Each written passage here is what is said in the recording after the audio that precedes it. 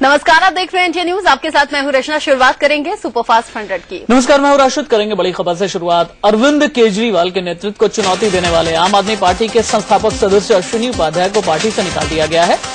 अश्विनी केजरीवाल को संयोजक पद से हटाने के लिए अहम बैठक करने वाले हैं, लेकिन बैठक से पहले ही उन्हें हटा दिया गया। आम आदमी पार्टी में विरोध का झंडा बुलंद करने वाले अश्विनी उपाध्याय ने पार्टी से निकाले जाने पर हैरानी जताई है। अश्विनी ने कहा कि उन्हें कोई नोटिस भी नहीं दिया गया था, फिर पार्टी से कैसे निकाला जा सकता है। कैसे बर्खास्त? मुझे तभी मैं तो आपके माध्यम से सुन रहा हूँ। मेरे पास अभी तक कोई नोटिस भी नहीं आया, कोई फोन तक नहीं आया। अगर मेरी पार्टी विरोधी गतिविधियां हैं तो मुझे पहले इन्फॉर्मेशन तो देनी चाहिए, फोन पे बात तो करनी चाहिए। किसी ने बात नहीं की आज अभी तक। दरअसल आज आम आदमी पार्टी के कई बागी नेता जंतर मंतर पर बैठक करने वाले हैं। इसमें पार्टी के संयोजक पद से अरविंद केजरीवाल को हटाने का प्रस्ताव आने वाला है। पार्टी के इस बागी धड़े का नेतृत्व अश्विनी उपाध्याय ही कर रहे हैं। ज्यादातर वॉलंटियर्स की ये मानना है, उनकी डिमांड ये है कि वर्तमान नेतृत्व को बदल के एक दूसरा नेतृत्व लाना चाहिए। दोपहर 2 बजे दिल्ली के जंतर मंतर पर आम आदमी पार्टी के बागी गुट होने की वाली इस बैठक में नेशनल काउंसिल के 70 से ज्यादा सदस्य शामिल हो सकते हैं। आम आदमी पार्टी की वेबसाइट के मुताबिक नेशनल काउंसिल के पास संयोजक को हटाने का अधिकार है। आम आदमी पार्टी का बागी गुट केजरीवाल की जगह कुमार की वाली इस बैठक में नेशनल काउंसिल के 70 से ज्यादा सदस्य शामिल हो सकते हैं। आम आदमी पार्टी की वेबसाइट के मुताबिक नेशनल काउंसिल के पास संयोजक को हटाने का अधिकार है। आम आदमी पार्टी का बागी गुट केजरीवाल की जगह कुमार विश्वास को पार्टी का संयोजक बनाने की तैयारी में है। बागी गुट के नेता अश्विनी उपाध्याय का कहना है कि बैठक में कुमार विश्वास को संयोजक बनाने पर मुहर लगाई जाएगी। सहमति बनी है तो 2 बजे हमने जंतर मंतर पे सबको बुलाया हुआ है। दिल्ली के वॉलंटियर्स को आएंगे और वहां डेमोक्रेटिक तरीके से हम कुमार विश्वास को अपना अगला संयोजक नियुक्त करेंगे। इस बीच कुमार विश्वास ने ट्वीट किया है और लिखा है कि केजरीवाल नेता के साथ मेरे भाई भी हैं। जो कोई भी हमारे बीच दरार डालने की कोशिश कर रहा है वो हमारे रिश्ते की मजबूती से वाकिफ नहीं है। दिल्ली के मॉडल टाउन से आम आदमी पार्टी के विधायक अखिलेश त्रिपाठी और उनके समर्थकों पर कारोबारी की पिटाई का आरोप लगा है। पिटाई में आदर्श नगर के कारोबारी देवेंद्र को काफी चोट भी आई है। देवेंद्र का आरोप है कि विधायक की मौजूदगी में ही पिटाई हुई। आते ही कहा कि तुम अखिलेश पति त्रिपाठी को नहीं जानते, मैं भी उसको बुलाता हूँ। इतने में देखा कि अखिलेश पति त्रिपाठी अपने 10-12 लोगों के साथ आया। आते ही उन्होंने मारना शुरू कर दिया, किसी को नहीं देखा, धाड़ धूड़ मारना शुरू कर दिया। कारोबारी देवेंद्र ने पिटाई के साथ साथ आम आदमी पार्टी के कार्यकर्ताओं पर तोड़फोड़ का आरोप लगाया है। देवेंद्र का कहना है कि उनकी दुकान में तोड़फोड़ की गई, उनके ग्राहकों को भी पीटा गया, साथ ही एक कार का शीशा भी तोड़ दिया गया।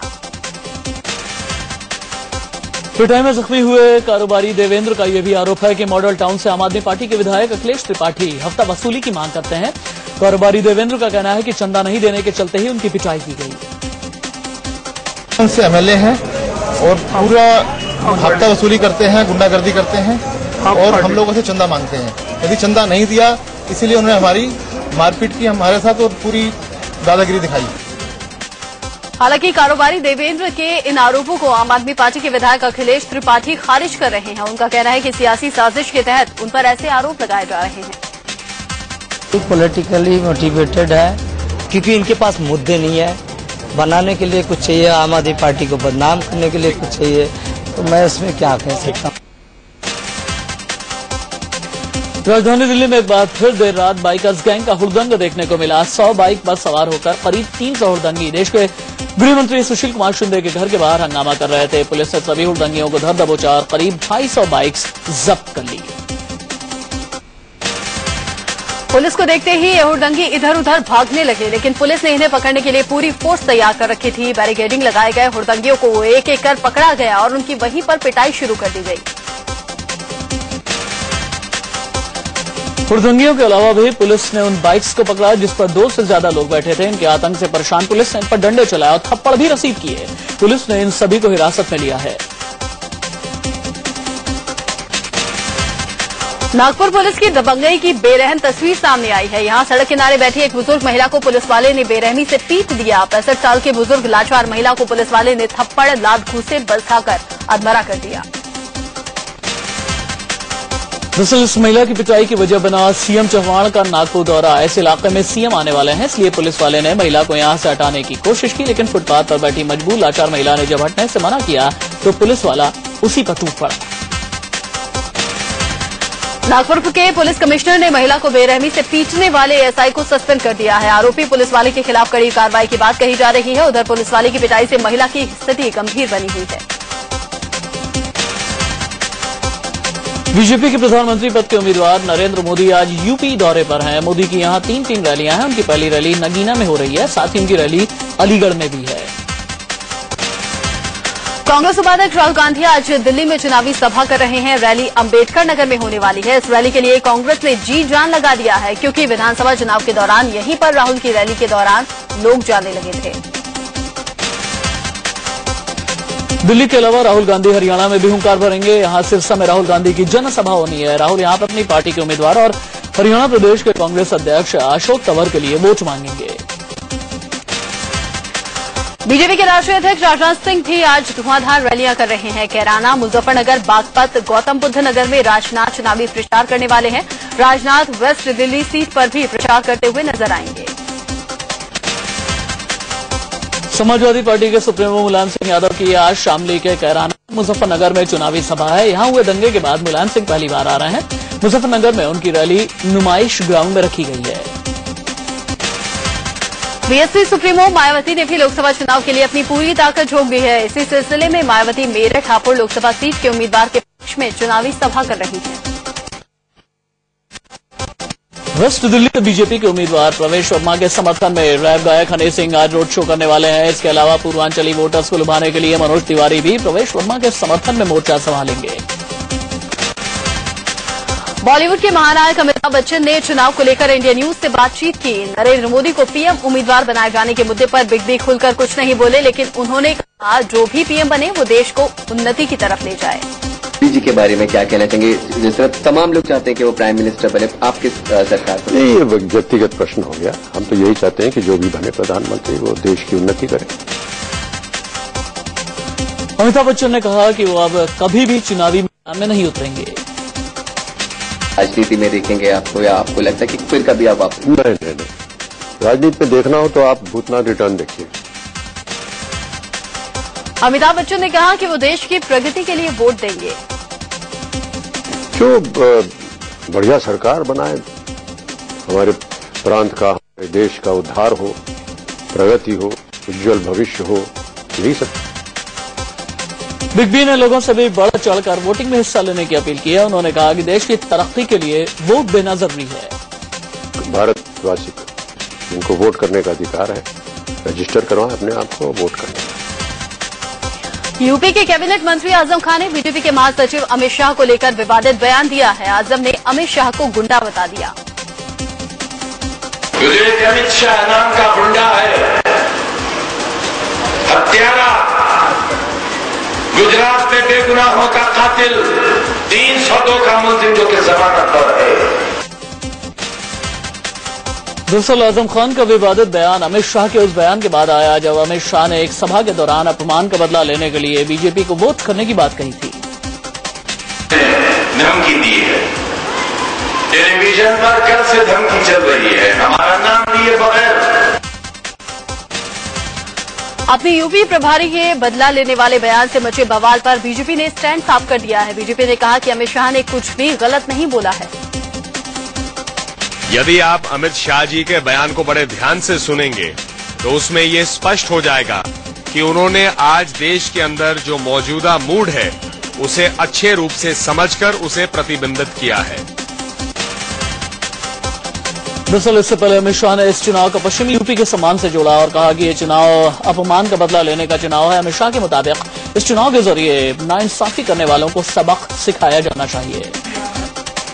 ये चुनाव सम्मान का चुनाव है, अपमान के बदले का चुनाव है, और जिन्होंने अन्याय किया है उसको सबक सिखाने का चुनाव है।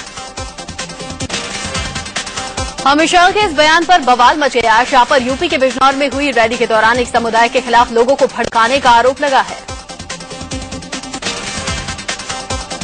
आरोप है कि अमित शाह ने भाषण के दौरान एक समुदाय पर हिंसा करने का आरोप लगाया और लोगों से इस अंदाज में सवाल पूछे जिससे लोगों की भावनाओं को बात छू जाए। अमित शाह ने जो कुछ कहा वो हम आपको सुना नहीं सकते। अमित शाह पर यूपी की अखिलेश सरकार को धमकी देने का आरोप भी लगा है। अमित शाह ने कहा कि अगर केंद्र में बीजेपी की सरकार बनी तो यूपी की सरकार अपने आप बर्खास्त हो जाएगी। और मोदी जी प्रधानमंत्री बनाओगे तो दूसरे ही समझना मुलायम की सरकार अपने आप गिर जाएगी। कांग्रेस ने चुनाव आयोग से अमित शाह को दंगा प्रभावित जिलों में उनके नफरत फैलाने वाले भाषणों के लिए गिरफ्तार करने और उन पर चुनाव प्रचार करने पर प्रतिबंध लगाने की मांग की है, जिसकी चुनाव आयोग ने जांच शुरू कर दी है। कांग्रेस ने यह भी आरोप लगाया कि नरेंद्र मोदी और उनके सहयोगी गुजरात का 2002 का सांप्रदायिक खेल पूरे देश में खेलने का प्रयास कर रहे हैं। कांग्रेस ने बीजेपी और उसके पीएम कैंडिडेट मोदी के खिलाफ आचार संहिता के उल्लंघन को लेकर कार्रवाई की मांग की। सपा महासचिव रामगोपाल यादव ने कहा कि लोकतांत्रिक तरीके से चुनी गई सरकार गिराना फासिस्ट विचारधारा है। उन्होंने कहा कि उनकी हिम्मत है तो हमारी सरकार गिरा कर दिखाएं। सहारनपुर से कांग्रेस कैंडिडेट इमरान मसूद पर राजस्थान की मुख्यमंत्री वसुंधरा राजे ने जबरदस्त हमला बोला। जयपुर में एक चुनावी रैली में मोदी पर दिए गए मसूद के बयान के जवाब में राजे ने कहा, हम चुनाव बाद देखते हैं किसके टुकड़े होंगे।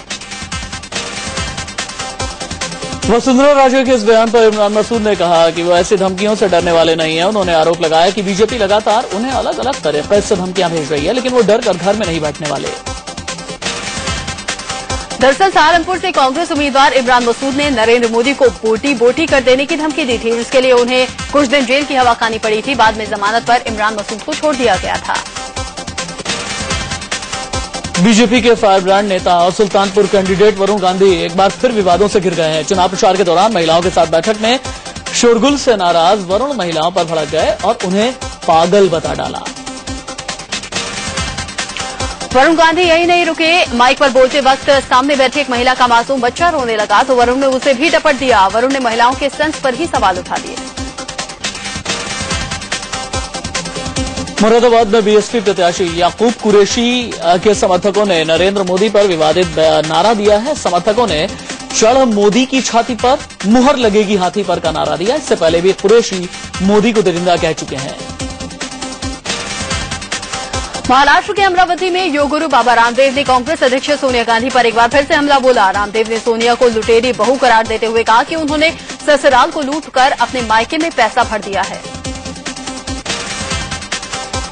उन्नाव में बीजेपी नेता साक्षी महाराज ने बड़ा बयान दिया। उन्होंने कहा कि केंद्र में बीजेपी की सरकार बनी तो हम राम मंदिर बनवाएंगे। उन्होंने कहा कि सोमनाथ मंदिर की तर्ज पर राम मंदिर बनाया जाएगा। चुनाव प्रचार के दौरान दो धुर विरोधी मिले और गर्मजोशी से हाथ मिलाया। अमृतसर में प्रचार के दौरान निकले बीजेपी उम्मीदवार अरुण जेटली की भेंट कांग्रेस प्रत्याशी कैप्टन अमरिंदर सिंह से हो गई और दोनों ने हाथ मिलाकर एक दूसरे का हालचाल जाना। अरुण जेटली से मुलाकात और हाथ मिलाने पर कैप्टन अमरिंदर सिंह ने कहा कि हम कोई भारत चीन की जंग नहीं लड़ रहे। उन्होंने कहा कि मिलने पर हाथ मिलाना तो बनता ही है। नई दिल्ली सीट से बीजेपी उम्मीदवार मीनाक्षी लेखी मॉर्निंग वॉक के दौरान भी चुनाव प्रचार करने में जुटी हुई हैं। लोधी गार्डन में वो सुबह सुबह पहुंची और वहां टहलने आए लोगों से वोट देने की अपील की। बीजेपी के पीएम कैंडिडेट नरेंद्र मोदी को वडोदरा लोकसभा सीट से हराने के लिए कांग्रेस कैंडिडेट मधुसूदन मिस्त्री ने प्रियंका वाड्रा का सहारा मांगा है। मिस्त्री ने प्रियंका से मोदी के खिलाफ प्रचार करने की अपील की है। सूत्रों की माने तो प्रियंका इसके लिए मान भी गई हैं और वो जल्द ही मधुसूदन मिस्त्री के लिए वडोदरा से लोगों से वोट मांगती हुई दिख सकती हैं। अगर ऐसा हुआ तो राजनीति में प्रियंका का एक और छोटा सा कदम होगा। प्रियंका इन दिनों पर्दे के पीछे से राजनीति में सक्रिय हैं। बताया जा रहा है कि दिल्ली में कांग्रेस के वॉर रूम की कमान प्रियंका गांधी ने ही संभाल रखी है। इसी व्यस्तता के चलते वो सोनिया गांधी के नामांकन दाखिल करते वक्त रायबरेली नहीं गई। ओडिशा के करियार में रैली के दौरान कांग्रेस अध्यक्ष सोनिया गांधी अपने विरोधियों पर जमकर बरसी। सोनिया गांधी ने बीजेपी पर निशाना साधते हुए कहा कि जो लोग आपको सुनहरे सपने दिखा रहे हैं वो आपके नहीं सत्ता के साथ ही हैं। कांग्रेस उपाध्यक्ष राहुल गांधी ने केरल के कासरगोड में चुनावी रैली के दौरान बीजेपी पर निशाना साधा। राहुल ने कहा कि विपक्ष समाज में गुस्सा बढ़ाने का काम कर रहा है। कांग्रेस इस गुस्से को कम करना चाहती है। केरल के त्रिवेंद्रम पहुंचे कांग्रेस उपाध्यक्ष राहुल गांधी ने केंद्रीय मंत्री शशि थरूर को जिताने की अपील की। त्रिवेंद्रम से मौजूदा सांसद और उम्मीदवार थरूर ने रैली में राहुल के सामने लोगों से भावनात्मक अपील की। अभिनेता मिथुन चक्रवर्ती कल टीएमसी अध्यक्ष और पश्चिम बंगाल की मुख्यमंत्री ममता बनर्जी के साथ चुनाव प्रचार के लिए रांची पहुंचे। मिथुन ने यहां एक रैली में हिस्सा लिया और टीएमसी कैंडिडेट के लिए वोट मांगे। रांची में ममता बनर्जी ने बीजेपी और उसके पीएम कैंडिडेट नरेंद्र मोदी पर तीखा हमला बोला। ममता ने कहा, बीजेपी देश को बांटती है और दंगे कराने वाला शख्स भारत का प्रधानमंत्री नहीं बन सकता। दिल्ली में 10 अप्रैल को वोटिंग होनी है। ऐसे में सभी राजनीतिक दलों ने पूरी ताकत लगा दी है। वेस्ट दिल्ली से चुनाव लड़ रहे कांग्रेस कैंडिडेट महाबल मिश्रा ने विकासपुरी इलाके में चुनाव प्रचार किया। महाबल मिश्रा का मुकाबला बीजेपी के प्रवेश वर्मा और आम आदमी पार्टी के जर्नैल सिंह से है। पश्चिम बंगाल के दार्जिलिंग से टीएमसी उम्मीदवार बाइचुंग भूटिया ने पदयात्रा निकालकर लोगों से वोट मांगे। गोरखा नेशनल लिबरेशन फ्रंट ने लोकसभा चुनाव में भूटिया के समर्थन का ऐलान किया है। एक्ट्रेस और मॉडल मेघना पटेल पूरी तरह मोदी के रंग में रंग गई हैं और नमो नमो जपने लगी हैं। मेघना एक वीडियो में vote for Modi, vote for change का नारा देते हुए मोदी के लिए वोट मांगती नजर आ रही हैं। सूत्रों के हवाले से खबर है कि बीजेपी का घोषणा पत्र 7 अप्रैल को आ सकता है, लेकिन आचार संहिता के चलते टीवी पर 12 अप्रैल से पहले नहीं दिखाया जा सकेगा। बीजेपी अध्यक्ष राजनाथ सिंह ने कहा है कि घोषणा पत्र में देरी की वजह उसमें किए गए कुछ बदलाव हैं। बीजेपी आलाकमान बोले 7 अप्रैल को घोषणा पत्र जारी करने की बात कर रहा हो, लेकिन चंडीगढ़ बीजेपी ने अपना घोषणा पत्र जारी कर दिया। इस दौरान बीजेपी कैंडिडेट किरण खेर, प्रदेश अध्यक्ष संजय टंडन, पूर्व सांसद सतपाल। बीजेपी आलाकमान बोले 7 अप्रैल को घोषणा पत्र जारी करने की बात कर रहा हो, लेकिन चंडीगढ़ बीजेपी ने अपना घोषणा पत्र जारी कर दिया। इस दौरान बीजेपी कैंडिडेट किरण खेर, प्रदेश अध्यक्ष संजय टंडन, पूर्व सांसद सतपाल जैन भी मौजूद थे। लोकसभा चुनाव के लिए घोषणा पत्र जारी करते हुए जेडीयू ने निजी क्षेत्र में आरक्षण, प्रवासी मजदूरों की सुरक्षा के लिए कानून बनाए जाने और बिहार के साथ कम विकसित राज्यों को विशेष राज्य का दर्जा दिए जाने का वादा किया है। राष्ट्रीय आम पार्टी की मुखिया और अभिनेत्री राखी सावंत ने वाराणसी से केजरीवाल के खिलाफ कैंडिडेट खड़ा कर दिया। राखी ने वाराणसी से केजरीवाल के खिलाफ आरपी सिंह को टिकट दिया। यूपी के फतेहपुर सीकरी सीट से आम आदमी पार्टी ने अपने प्रत्याशी महावीर सोलंकी का टिकट काट दिया है। आरोप है कि उन्होंने खुद पर चल रहे आपराधिक मुकदमों की जानकारी पार्टी से छिपाई है। बिहार के सासाराम में रेलवे मैदान पर 3 अप्रैल को हुई सोनिया गांधी और मीरा कुमार की रैली की शिकायत चुनाव आयोग में की गई है। भारतीय रेल दलित मजदूर एसोसिएशन ने केस दर्ज कराकर आरोप लगाया है कि रैली के लिए सोनिया ने अपना रसूख दिखाकर रेलवे से जबरन जमीन ली। पीलीभीत से बीजेपी उम्मीदवार मेनका गांधी के ममेरे भाई और किसान नेता वीएन सिंह ने मेनका से सवाल पूछा है कि उनके पास 37 करोड़ से ज्यादा की संपत्ति कहां से आई, जबकि मेनका ने सोनिया के पास 9 करोड़ की संपत्ति होने से सवाल उठाए थे। बीजेपी नेता उमा भारती की सेहत में थोड़ा सुधार हुआ है। चुनाव प्रचार के दौरान उमा की तबीयत बिगड़ी थी और किडनी इन्फेक्शन की बात सामने आई थी। इसके बाद उमा भोपाल लौट गई थी।